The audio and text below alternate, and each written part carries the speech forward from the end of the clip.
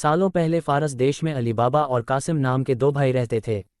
पिता की मृत्यु के बाद से दोनों भाई मिलकर अपने पिता का व्यापार संभालते थे। बड़ा भाई कासिम बहुत लालची था।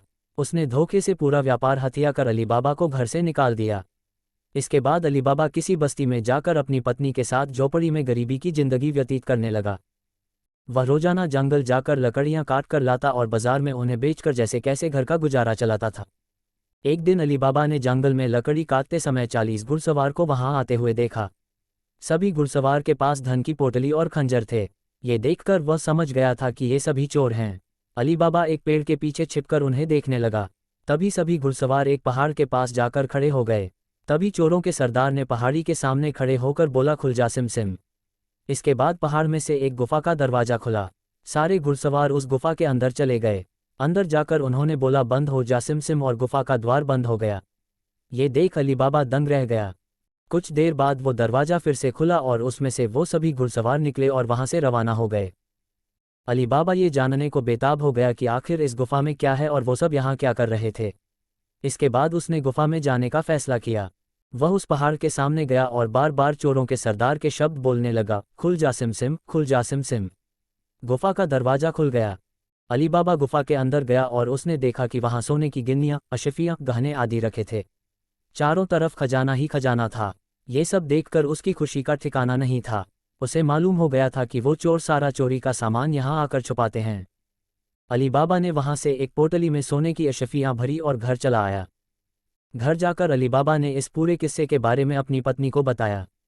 एक साथ इतनी सारी अशफियां देखकर उसकी पत्नी हैरान रह गई और अशफियों को गिनने बैठ गई। तभी अली बाबा ने बोला कि ये इतनी अशफियां हैं कि इन्हें गिनते गिनते रात हो जाएगी। मैं गड्ढा खोदकर इन्हें छुपा देता हूं, जिससे किसी को भी हम पर शक न हो। अली बाबा की पत्नी बोली, मैं इनकी गिनती नहीं कर सकती हूं, लेकिन अंदाजे के लिए इन्हें तोल तो सकती हूं। अली बाबी की पत्नी भागती हुई कासिम के घर गई और उसकी पत्नी से गेहूं को तोलने के लिए तराजू मांगने लगी। ये देखकर कासिम की पत्नी को उस पर शक हुआ। उसने सोचा कि इन गरीब लोगों के पास अचानक उनके पास इतना अनाज कैसे आया। वो अंदर गई और तराजू के नीचे गोंद लगाकर लाए और उसे दे दिया।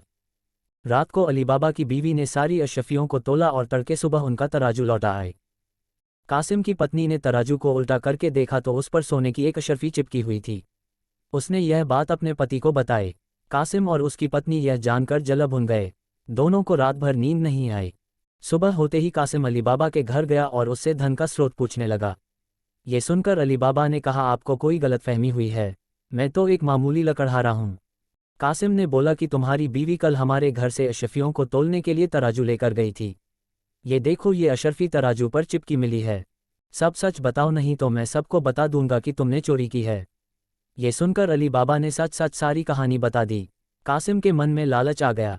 उसने खजाना हथियाने का प्लान बनाया और अगले दिन गुफा पहुंच गया। वह अपने साथ एक गधा भी लेकर गया ताकि वह उस पर खजाना लाद कर ला सके। गुफा के सामने पहुंचकर उसने अली बाबा ने जैसे बताया था वैसे ही किया। उसके खुल जा सिम सिम बोलते ही गुफा का दरवाजा खुल गया।